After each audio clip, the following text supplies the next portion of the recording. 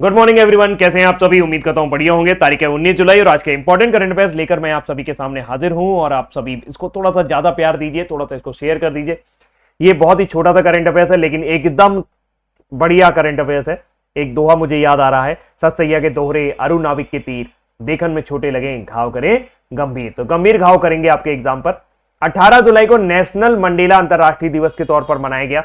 Nelson Mandela दक्षिण Africa के सबसे पहले अश्वेत राष्ट्रपति थे जिन्होंने पूरी दुनिया को बताया कि गोरे काले का भेद मत करो और आपस में मिलजुल कर रहो।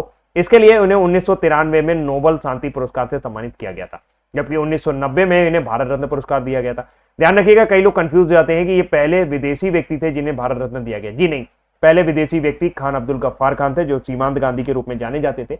उनको पहली बार विदेशी व्यक्ति थे जिनको भारत रत्न मिला था। और भारत रत्न पुरस्कारों से बात करें तो इसकी शुरुआत 1954 में की गई है। आज के कमेंट सेक्शन में आपको यह बताना है कि भारत रत्न पुरस्कार अब तक कितने लोगों को दिया गया है और इस वर्ष यानी 2024 में ये किसको कितने के लोगों को दिया गया है, किनको किनको दिया गया है। आगे बढ़ते हैं। विदेश मंत्री जयशंकर मॉरिशस पहुंचे हैं और वहां पर 16 से 17 जुलाई तक उन्होंने अपनी विजिट की है। यहां पर पोर्ट लुइस में उन्होंने एक मैत्री गार्डन का उद्घाटन किया है, मैत्री उद्यान का।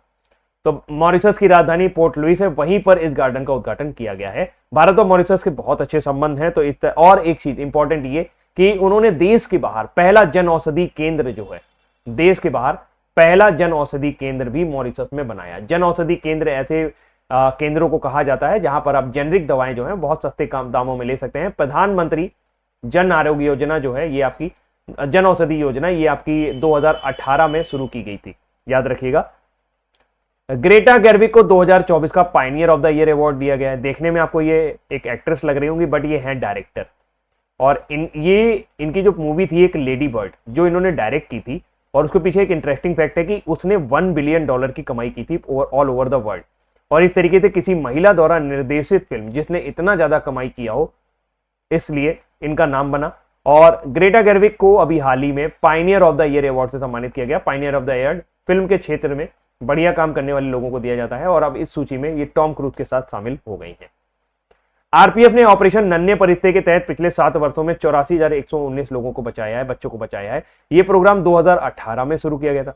इस प्रोग्राम के जरिए जो रेलवे स्टेशन पर लावारिस बच्चे मिलते हैं या जिनके माँ बाप खो जाते हैं, उन बच्चों को बचाने का काम आरपीएफ ने किया है। आरपीएफ का गठन 1872 में किया गया था, अंग्रेजों के समय। फिलहाल इसका जो नया गठन है वो आपका बाद में हो गया था। और आरपीएफ के वर्तमान समय में जो हेड है वो है मनोज यादव। मनोज यादव वो वाले नहीं जिनके ऊपर 12th फेल मूवी बनी थी, ये दूसरे वाले आईपीएस हैं। रेलवे बोर्ड की वर्तमान समय में अध्यक्ष जो है वो जया सिन्हा है। तो ऑपरेशन नन्हे फरिश्ते किससे संबंधित है? ये आपका बच्चों से संबंधित है जो आरपीएफ ने शुरू किया था। सरकार नई शिक्षा नीति के तहत अस्मिता योजना शुरू कर रही है। अस्मिता क्या है? अस्मिता का मतलब यह है कि एक तरह से आपकी जो लगभग 22,000 किताबें हैं जो हैं वो डेवलप की जाएंगी, जो कि लोकल लैंग्वेज में होंगी। किस में होंगी? लोकल लैंग्वेज में।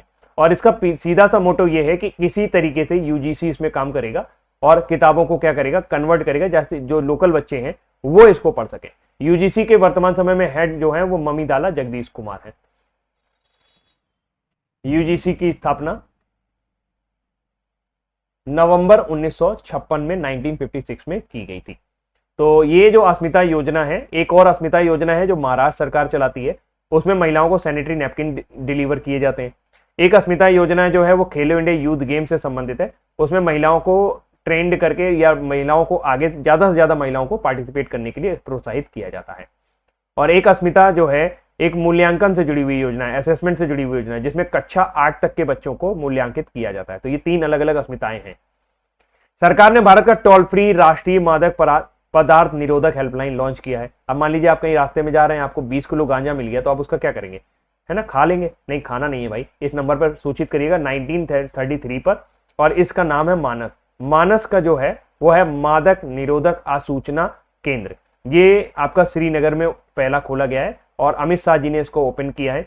इसमें आप जो भी अवैध मादक पदार्थ हैं उनकी जो तस्करी हो रही है उसमें आप यहाँ पर आप उसको सूचित कर सकते हैं। नारकोटिक्स कंट्रोल ब्यूरो की बात की जाए तो इसका गठन 1986 में किया गया था।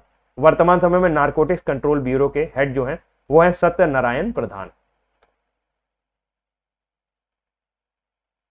महाराष्ट्र के मुख्यमंत्री एकनाथ शिंदे ने लड़का भाऊ योजना शुरू की है। अगर आप महाराष्ट्र के हैं तो आप बिल्कुल तैयार रहिए। आपको किसी भी सरकारी संस्थान में या किसी भी प्राइवेट संस्थान में आपको वहां पर स्कॉलरशिप के साथ साथ वजीफा के साथ साथ आपको वहां पर ट्रेनी के तौर पर अपॉइंटमेंट किया जा सकता है। अगर आप 12वीं पास हैं तो आपको हर महीने 2,000 रुपए दिए जाएंगे, और अगर आप के पास डिप्लोमा है तो आपको हर महीने 8,000 रुपए दिए जाएंगे, और अगर आपके पास डिग्री है तो आपको हर महीने 10,000 रुपए वजीफा के तौर पर यहां पर दिए जाने वाले स्कॉलरशिप के फॉर्म पर। मुख्यमंत्री एकनाथ शिंदे हैं, राज्यपाल रमेश बैस हैं। हरियाणा की नौकरी में हरियाणा में नौकरियों में अग्निवीरों को 10% का 36 कोटा यानी हॉरिजॉन्टल कोटा मिलने वाला है। ऐसी घोषणा नायब सैनी ने की है, जो कि वर्तमान समय में हरियाणा के मुख्यमंत्री हैं। हरियाणा के वर्तमान समय में राज्यपाल हैं बंडारू दत्तात्रेय। कीर्ति कार्यक्रम का लक्ष्य पूरे दूसरे चरण में 20 लाख मूल्यांकन करना है। 20 लाख मूल्यांकन क्या मतलब, लोकल लेवल पर अगर कोई बढ़िया खिलाड़ी है तो उसको ढूंढ करके सामने लाया जाएगा। और ये खेलो इंडिया राइजिंग टैलेंट आइडेंटिफिकेशन, इसका फुल फॉर्म है खेलो इंडिया राइजिंग आइडेंटिफिकेशन टैलेंट। तो ये जो है इस प्रोग्राम को शुरू किया गया। इस प्रोग्राम का मेन मकसद ये है कि 20 लाख लोग जो हैं वो हम लोग मूल्यांकित करेंगे। 20 लाख लोगों के ऊपर काम होगा और उनमें से जो बढ़िया खिलाड़ी है उनको चुन चुन के बाहर लाया जाएगा। भारत का लक्ष्य जो है 2036 तक टॉप 10 में आना है, टॉप 10 स्पोर्ट कंट्री में आना है, और 2047 तक टॉप 5 में हमें आना है। उसको लेकर के ये योजना शुरू की गई है। इसका दूसरा चरण है, पहला चरण आपका चंडीगढ़ में हुआ था मार्च में। सौर्या बाबा ने 2024 में विश्व जूनियर स्क्वैश चैंपियनशिप में कांस्य पदक जीता है। इस तरीके से वो दूसरे व्यक्ति बन गए हैं जिन्होंने ये पदक जीता है। ये प्रतियोगिता जो है वो आपकी कजाकिस्तान में आयोजित की जा रही थी। थॉमस मुलर ने अंतरराष्ट्रीय फुटबॉल से संन्यास ले लिया है। थॉमस मुलर जो है वर्तमान समय में जर्मनी की तरफ से खेलते थे, अब ये बायर्न म्यूनिख करके एक क्लब है उसकी तरफ से खेलते रहेंगे। तो थॉमस मुलर ने अंतरराष्ट्रीय फुटबॉल से संन्यास लिया। किस देश के खिलाड़ी हैं? जर्मनी के। तो फिलहाल ये रहे हमारे आज के करंट अफेयर्स। उम्मीद करते हैं ये करंट अफेयर्स आपको पसंद आए होंगे। अभी के लिए इतना ही। Thank you so much, bye bye, take care, ध्यान रखिएगा अपना।